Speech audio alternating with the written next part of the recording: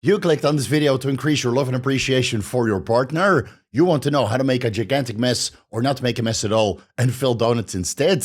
You want to make it rain while seeing stars, but you're all out of $1 bills and super soakers, baby. Actually, you just came for the one-liners, but stayed for the monstrous ejaculation protocol coming in 3, 2, 1, open wide. Vigorous Steve here. Get ready for a hard and fast Peter North-inspired protocol to undo years of lackluster money shots, sending your partner to get glazed elsewhere. Hopefully it hasn't come to that point yet, and the solutions in this video will ensure a long-lasting, happy relationship with a lot of post-nut clarity. In case you're unaware, going on anabolic androgenic steroids or selective androgen receptor modulators downregulates the hypothalamic pituitary testicular axis and shrinks your nuts to the point it always looks like you just stepped out of a cold plunge. I already made a very detailed video about the ins and outs on how to recover spermatogenesis and improve testicular volume with particular fertility medications. I'll link that video at the end of this one. This video is not necessarily about how to improve fertility parameters, but purely how to improve semen volume. But of course, having bigger nuts, improve testicular volume, and optimize spermatogenesis within those testicles ultimately results in the biggest loads, the highest semen volume, and the most impressive fertility parameters you could get anywhere. Right? The ultimate goal of this protocol is to have a very impressive reach around even when the person is blindfolded, before, during, but certainly after. But before we get into the actual protocol, let's quickly address a couple lifestyle choices which can all affect spermatogenesis separately and lower semen volume when push comes to shove. You see here that nutritional deficiencies commonly contribute to reduced semen volume. Keep in mind that semen is not made from donut glaze or blueberry pie filling. You still need to eat right and supply the body with all of the nutrients for spermatogenesis and semen production to occur at the highest capacity. Obesity causes hormonal imbalance and impairs testicular blood flow. So basically, just don't get fat, especially not obese. I mean, it's already problematic that you can't even see your penis, and that also severely diminishes your chances to spread your love and appreciation elsewhere. Chronic stress can also impair semen volume. Sexually transmitted diseases also have a negative effect on spermatogenesis and semen volume downstream, which you can easily resolve by going in for blood work or an analysis if you happen to have an STD, which can usually resolve with medications. And of course, a varicocele, which impairs the blood flow to the testicles, can have a dramatic effect on spermatogenesis and semen volume downstream. Now, you might need to resolve this with surgery. You can initially diagnose a varicocele with a testicular ultrasound. I've done this twice in my life now. It's not entirely the hand job that you're looking for. It's quite an experience, actually. Make sure you shave your testicles to make it a little bit easier for the sonographer to have proper imaging of your testicles. Now, luckily for me, I didn't have a varicocele, hydrocele, or any other kind of structural issue with my testicles, so I went home and knew that my fertility parameters would slowly increase after I reintroduced the fertility medications, right, when I came off cycle in an attempt to get my wife pregnant. So a varicocele you can diagnose with a testicular ultrasound. Depending on the severity, you might need to do surgery to recover the blood flow to the testicles for spermatogenesis and overall semen volume to recover over the couple of months that you're recovering from this surgery. So if you're going to attempt everything that I'm discussing in this video and it's not really working after a couple of months, then you might have a varicocele that you need to get diagnosed and surgically resolved. And heat exposure from the hot tub or the sauna or the steam room or manual labor in tropical countries or manual labor during hot summer months, depending on where you live, and even prolonged use of a laptop, especially a gaming laptop, running Crisis or Doom, right? All of that heat is radiating down to your nuts, severely diminishing spermatogenesis and semen volume downstream. Especially with chronic heat exposure, you see that testicular temperature increases, which is detrimental for sperm production. And while using the hot tub or the sauna or the steam room occasionally should be fine, as spermatogenesis is arrested only temporarily, especially if you use an ice pack to kind of keep that area of the body chilled. Again, if you expose yourself to heat chronically, semen production, spermatogenesis, and semen volume will take a significant dip. Alcohol, smoking, and recreational drugs all increase systemic inflammation and raise oxidative stress, which has a negative effect on sperm quality and quantity, albeit that semen volume might not always decrease, right? It's still best in your best interest to do these things only occasionally, not chronically, that's for sure. Environmental toxins and endocrine disruptors coming from pesticides, heavy metals, industrial chemicals, chemicals found in plastic, food containers, and even personal care products all should be avoided because they can impair spermatogenesis and lower semen volume downstream. Radiation and chemotherapy. Well, you have cancer in those cases, so I think the semen volume is an afterthought. Extreme endurance events, and whether that's in a tropical country with high chronic heat exposure, that can cause hormonal imbalances and impaired testicular blood flow, especially in cases of cycling. And, well, obviously performance-enhancing drugs, steroids, and SARMs. So you would be best to avoid all of those, even though with steroids, you might be able to bypass this significant reduction of semen volume with fertility medications, but we'll get into that a little bit later in this video. So since we're all enhanced here, let's quickly glance over the semen volume impairing medications and performance-enhancing drugs. Steroids and SARMs, obviously, albeit that halotestin and proviron may improve semen parameters in subfertile men. I'll link all of those studies down below in case you want to use halotestin or proviron in an attempt to improve your fertility parameters and maybe semen volume, right? Read through those studies first. Nandrolone, Trenbolone, and Testosterone are terrible for your semen volume. I'm using 25 milligrams Trenbolone right now, and my semen volume has come down almost by half. But to be fair, my libido was also significantly increased after adding in the Trenbolone sandwich, so maybe it's the increased ejaculation frequency lowering my overall semen volume per shot. These progestogenic 19-hour testosterone derivatives cause testicular downregulation through the androgen, estrogen, and progesterone receptors with various affinities, even though the testosterone allegedly blocks the estrogen receptor, so it's blocking its own metabolite, 7-alpha methyl estradiol. Since the affinity is so low and since it does aromatize into a form of estradiol, I still think that by increasing serum estradiol concentrations that you get testicular downregulation through the estrogen receptors as well. And nandrolone and trenbolone have mild affinity and estrogenic effects through the estrogen receptors also. So if you want the maximum semen volume, it would be in your best interest to avoid nandrolone, trenbolone, and testosterone all entirely. And then there's selective serotonin reuptake inhibitors, tricyclic antidepressants, alpha blockers, also known as alpha-adrenergic receptor antagonists, 5-alpha reductase inhibitors, anti-androgens, antifungal medications, and beta blockers, also known as beta-adrenergic receptor antagonists. They all impair steroidogenesis with varying degrees and impair spermatogenesis downstream, right? So if you're on a combination of fluvoxamine, trenbolone, and nebivolol, for example, your mileage might vary of this protocol going forward. And let's get back to the 19-hour testosterone derivatives, which seems to be the worst offenders in the reduction of overall semen volume. Many guys report that semen volume reduced by 50%. And then trenbolone seems to be the worst out of all three, nandrolone, testosterone, and trenbolone. Trenbolone is definitely the worst. A lot of bodybuilders report that even at a low and effective dose of, let's say, 50 milligrams, 75 milligrams trenbolone per week, semen parameters, semen volume come down by 50%. So maybe before adding in the trenbolone sandwich in, their money shots were 3 to 4 milliliters, which I would say is absolutely great already. When you're already using a testosterone base and perhaps a couple other anabolic androgenic steroids on top without fertility medications, 3 to 4 milliliters, sweet. And then after a couple of weeks on the trenbolone sandwich, 50 milligrams upwards, 1 to 2 milliliters.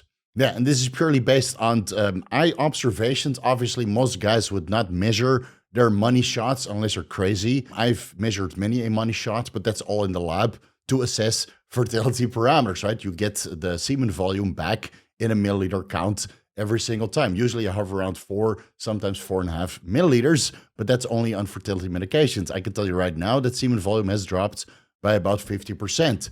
Now, nandrolone and testosterone aren't that dramatic when it comes to the reduction in semen volume, but still, most bodybuilders will tell you anything over 50 milligrams of a progestogenic 19-hour testosterone derivative lowers semen volume. And if you go to a dose of, let's say, 50 milligrams per day, 350 milligrams per week, then semen volume is 100% in the gutter. And the weird thing is, funnily enough, is that ejaculation quality and intensity is significantly heightened. I noticed this myself on 25 milligrams trenbolone per week already, which makes things even stranger because based on the insanity of your orgasm, you would expect a gallon of semen to be there waiting for you after you can see through the stars and the blacked out peripheral vision again. But there's nothing more than a couple of drops after you can look at whatever you were aiming towards. Unlike 19-OR testosterone derivatives, testosterone is speculated to directly enter the testicles and stimulate the Sertoli cells into spermatogenesis. And this is very similar to endogenously produced intertesticular testosterone stimulating the Sertoli cells, or when intertesticular testosterone concentrations increase with exogenous human chorionic gonadotropin when that's supplemented in supraphysiological amounts, right? But we'll discuss this more at length a little bit later on. But even when you take a hefty testosterone base and even HCG alongside of that, any dose of a progestogenic 19-OR testosterone derivative, 50 milligrams nandrolone, 50 milligrams trenbolone, which is the biggest culprit in this context, or 50 milligrams trestolone, semen volume is just going to go down. So again, if semen volume is your highest priority, let go, remove the progestogenic 19-OR testosterone derivatives from your protocol. And there might even be some downregulation of the combined luteinizing hormone chorionic gonadotropin receptors. Both LH and HCG work on the same receptors. So if you're on some sort of progestogenic 19-OR testosterone derivative, 50 milligrams per week upwards, and you feel that your testicles are shrinking, your semen volume is going down, and now you add in the human chorionic gonadotropin, while that might work initially, anecdotally, most bodybuilders report that when they start supplementing this for a couple of weeks at, let's say, 250 IUs to 500 IUs 3 times weekly, that testicles still shrink and semen volume comes down even more than before. And how that downregulation occurs, I'm not entirely sure. It's that from the G protein signaling, which is downregulated, or some sort of downregulation through the progesterone receptors. All I know that anecdotally, HCG and progestogenic 19-ORs don't really go well together. Frequent or chronic masturbation is another major culprit of having low semen volume, but the same counts for having frequent or chronic sexual intercourse, right? You're ejaculating a lot, and thus a total semen volume per ejaculate is going to go down because the frequency is so frequent, I would say. So if you're giving away your semen to the floor or a tissue or a sock or the iPad or whatever it is that you're masturbating into, well, then obviously there's not going to be much semen volume left for when a push comes to shove with your partner. Not only does chronic masturbation destroy your sensitivity, making it more difficult to have an orgasm with your partner, assuming that you have one, it also alters your perception of what stimulates your libido, sometimes to the point you can't even get aroused in real-world situations. Keep in mind that pornography is mostly a fantasy, and the more pornography you watch, the more obscure the fantasy becomes. So nofap aside, which comes with its own laundry list of complications, premature ejaculation being on top of the list, limiting masturbation to, let's say, once or twice per month when your partner is having her periods, unless you sail the Red Sea like some of us do, right? Then it's not really an issue. If you limit masturbation to, let's say, once or twice per month, and the rest of the month you're completely hand-free so you can glaze your partner to the maximum capacity, I think that that's okay. Based on the scientific evidence, it seems that semen volume is greatest after 5 days of abstinence and seems to max out after 7 to 8 days of abstinence. Now, personally, I can't wait that long, but if you can, and if you follow through with the protocol, then you should be able to expect between 1 to 1.5 milliliters of semen for every 1 day that you abstain. So if you want to have the maximum cum shot of 7 milliliters, that means you have to wait between 5 to 7 days, right? 5 to 7 days of abstinence. And if you want to edge in the meantime, well, feel free to go right ahead. And besides these recommendations, you obviously need the building blocks in the form of micronutrients for spermatogenesis and semen volume to be at the highest possible capacity, especially when using fertility medications. So that will be these micronutrients: vitamin B9, vitamin C, vitamin D3, vitamin E, selenium. And you can actually do a 2-week front load of selenium at 800 micrograms daily and then dropping it down to about 200 micrograms. Keep in mind that you get a good amount of selenium from dietary sources, right? Animal meat sources and Brazil nuts are very high in selenium. So if you want to supplement with one Brazil nut with every single meal, containing, let's say, 70 to 90 micrograms selenium per one Brazil nut, then you can have a major nut at the end of the day. And then there's zinc, carnitine, whether that's oral L-carnitine, L-tartrate, or injectable L-carnitine, taurine, L-lysine, and soy or sunflower lecithin. All of the dosage ranges are on the screen. Personally, what I do, what has worked very well for myself up until now, I would say, is 1,000 micrograms vitamin B9, 5,000 milligrams vitamin C, 5,000 IUs vitamin D3, 400 IUs vitamin E.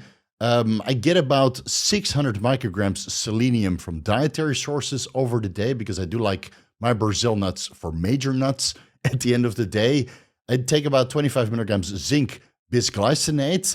I take 500 milligrams injectable carnitine, 5,000 milligrams taurine, about 1,000 milligrams lysine on top of the lysine that I get from dietary sources, and then about 5,000 milligrams sunflower lecithin because soy lecithin, well, there's no soy in my diet because I don't want to be a soy boy. That seems to work best for me. And if you don't want to overdo it, you don't want to order everything separately, just go with Gorilla Mind Lock and Load. They have a very similar formula to what I put on the screen right now. So if you want to have the maximum load while using fertility medications, look no further than Gorilla Mind Lock and Load for the maximum money shots. So once you made some lifestyle choices, remove the progestogenic 19-or testosterone derivatives and other spermatogenesis impairing medications, and added a few over-the-counter supplements, which I just mentioned, to provide the building blocks, then you can look into these fertility medications to stimulate spermatogenesis and orgasm quality to the next level. Starting with, you have to choose between recombinant human chorionic gonadotropin or urine purified human chorionic gonadotropin. My personal preference goes out to Merck Ovitrel at, let's say, 250 IUs to 1,000 IUs 3 times per week. But again, if that's too expensive or it's not sourceable, then you go with generic or branded urine purified human chorionic gonadotropin at the exact same dosage range. Then you have to choose between recombinant human follicle stimulating hormone or urine purified human menopausal gonadotropin, which contains follicle stimulating hormone as well. Personally, I would go with Merck Gonal F, 75 IUs 3 times per week in between the HCG administrations. So you do HCG Monday, Wednesday, Friday, and FSH Tuesday, Thursday, Saturday. And again, if you can't find Gonal F by Merck, then you go with urine purified human menopausal gonadotropin containing 75 IUs FSH per injection Tuesday, Thursday, Saturday instead.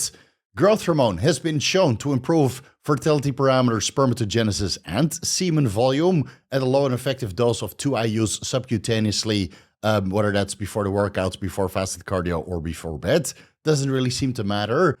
If this is all way too expensive for you, you don't want to go the HCG and FSH route or even a growth hormone route, then, well, you can look at those selective estrogen receptor modulators, either 6.25 milligrams to 25 milligrams Clomid or enclomiphene before bed daily to increase luteinizing hormone and follicle stimulating hormone secretion from the pituitary gland, which ultimately increases testosterone estrogen levels within the testicles and ultimately also spermatogenesis and semen volume downstream.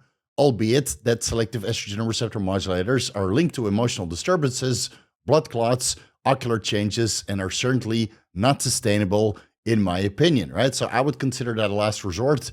I would rather spend the money. And again, guys, otherwise I would do selective estrogen receptor modulators myself, but based on all of the scientific research that I've done, I decided to go with HCG and FSH instead of the cheaper option being Clomid or enclomiphene. And these 4 don't really improve overall semen volume, but will certainly improve your libido and your ejaculation quality and intensity. That's max between 250 micrograms to 500 micrograms intranasally, about 1 hour pre-intercourse. Oxytocin between 20 IUs to 100 IUs intranasally, about 1 hour pre-intercourse, but I would limit that to 2-3 times weekly at maximum because there seems to be some sort of tolerance buildup with chronic oxytocin administrations.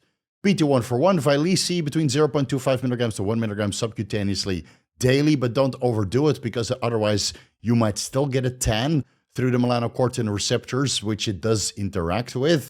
And then there's tadalafil.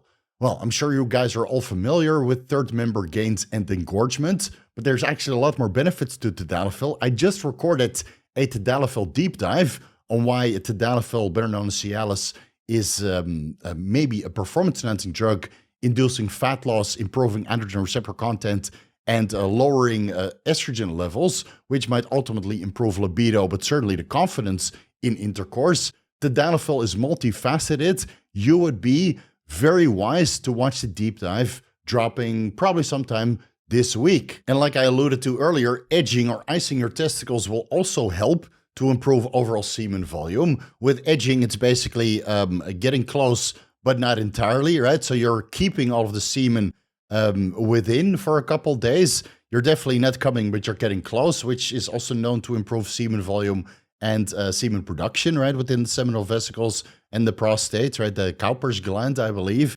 So edging might be a valid option for you to increase your semen volume up until you do ejaculate. And icing your testicles, besides going into the hot tub, sauna, or steam room to prevent the arrestment of spermatogenesis. Icing your testicles, I've done this for many, many years. Every time I come off cycle in combination with fertility medications, what it does is it lowers the temperature of your testicles. And after you remove the ice packs, right, you put 2 ice packs underneath your testicles, strategically wrapped in a towel. Again, no direct contact. You don't want frostbite on your nuts. By lowering the temperature of your testicles for, let's say, 10 to 20 minutes, 3 times per day, you remove the ice packs. And now, assuming you don't have a varicocele, which impairs blood flow, after you remove the ice packs, new blood containing a lot of nutrients, which we just highlighted, and potentially fertility medications, if you're injecting those into the testicles. And this is basically similar to how you would apply hot and cold therapy on your tendons or connective tissue if you suffer from an injury in your knees or elbows. So it works very, very well. I can attest to this. I've done this for many years now. There's a lot of anecdotal reports that icing your testicles works very well to improve semen parameters, total testosterone levels, free testosterone levels even, and overall semen volume. Usually those guys are very in tune with what's going on with their nuts, penis, and overall hormone balance before they actually decide to go the full hormonal route. It's something you can look into. There's no real scientific evidence to back all of this up, but anecdotally, you'll find plenty of reports that icing your testicles actually works. And then on the topic of improving the palate of your semen, which you're probably not going to experience any of it, but on the receiving end, especially if you have stellar money shots, I'm sure your partner will appreciate this segment of the video. There are literally hundreds of old wife tales, did that come out wrong, home remedies on this subject. The large majority have zero to negligible effects on the palate of your semen. So after a good few years of self-experimentation and getting constant feedback from my wife, allegedly, the semen palate nutritional super stack is as follows. Proper hydration, obviously. I mean, semen is a large amount of that is actually water. And then pineapple, raw or manuka honey, and cinnamon seems to provide the best tasting semen from all of the self-experimentation that we've done over the last couple of years. Again, allegedly. But again, the improvement in semen palate seems to be attenuated by medications and performance-enhancing drugs that we typically use in the fitness industry. But now you know why Brazilian steakhouses have that one single dish, the roasted pineapple glazed with a brown sugar or honey and cinnamon. This is exactly what the dish is meant for, right? You're supposed to have a couple slices like that, go to the Brazilian steakhouse a couple days over the week, spend your money, and then, well, at least your partner will be greatly rewarded.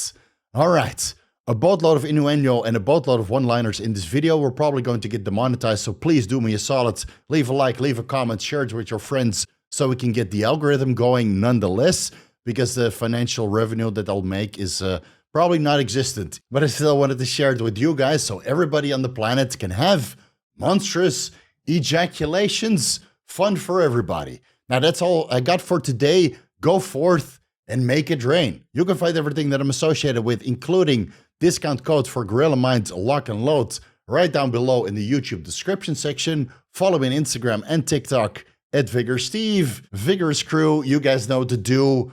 A monstrous frontal bicep for you guys. Imagine how much pump I would experience after my ejaculation of, well, 5 to 7 milliliters. after 5 to 7 days of abstinence, which never happens, right? I can't wait that long. But just imagine. Actually, you shouldn't imagine, right? I'm not like Patrick Bateman flexing up a storm during or after intercourse. Yeah, or maybe I am. Well, food for thought. Thank you guys, and I'll see you in the next video.